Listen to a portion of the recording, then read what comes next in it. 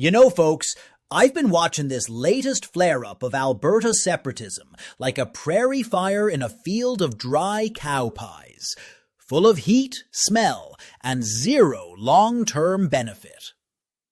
Every few years it crawls out of the coulee like a gopher that saw its shadow, muttering about freedom and sovereignty, while some premier in a cowboy hat promises we can have our oil-soaked cake and eat it too. But only if Ottawa stops taking a bite. Now Danielle Smith says she wants a sovereign Alberta in a united Canada. Well, that makes about as much sense as a vegan steakhouse. You can't say you're leaving the house and also locking the door behind you for safety. Either you're in or you're out, darlin'. And these so-called sovereignty meetings with American State Department buddies.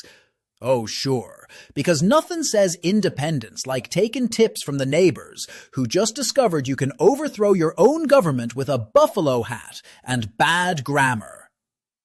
I gotta tell you, when I hear sovereignty, I picture a red pickup with a Confederate flag bumper sticker and a license plate that reads, "Who needs math?"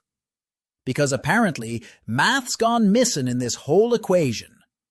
Analysts are trying to tell us that when Albertans actually see the bill for bailing out of Confederation, support drops faster than a snow fence in Chinook winds.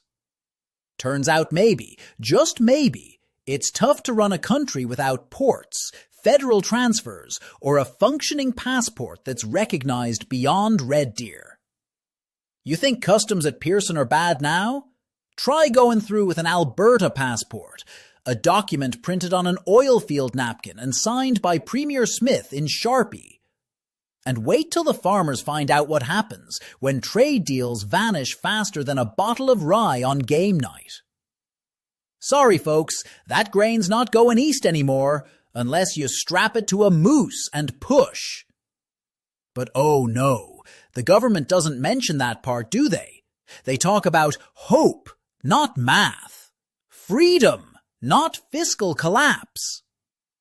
Meanwhile, the Treaty 6, 7, and 8 chiefs are standing up saying, hang on there, Turbo. Those lands you're walking off with, they belong to First Nations who never signed up for your petulant divorce. Respect the treaties. Period. And this notion that the separatist crowd's something new? Please, it's a family heirloom in Alberta politics, passed down lovingly from generation to generation, right beside the puck signed by Wayne Gretzky and the bumper sticker that says, "Let the Eastern bastards freeze in the dark." Well, guess what, cousin? The Eastern bastards pay for half your snowplows and a good chunk of your hospitals. And without transfer payments, rural Alberta's healthcare system will make Yellowstone look like a documentary about socialized medicine. I love Alberta. Hell, I've toured from Medicine Hat to Grand Prairie, seen a dozen sunsets over the Rockies that'd melt your heart. But we are strongest together. That's what being Canadian means. We argue, we grumble, we throw snowballs over pipelines and equalization formulas, and then we go for a beer. Because deep down, we know Confederation is the only barn sturdy enough to house all our stubborn under one roof. So sure, Premier Smith, tell folks whatever you want about hope. But maybe next time, before fanning the flames of fake sovereignty, hand Albertans a calculator and a copy of the Constitution. Because freedom ain't free, darlin'. It comes with taxes, treaties, and a hell of a lot of compromise. 3 things Canada's been managing better than just about any democracy on Earth for 159 years.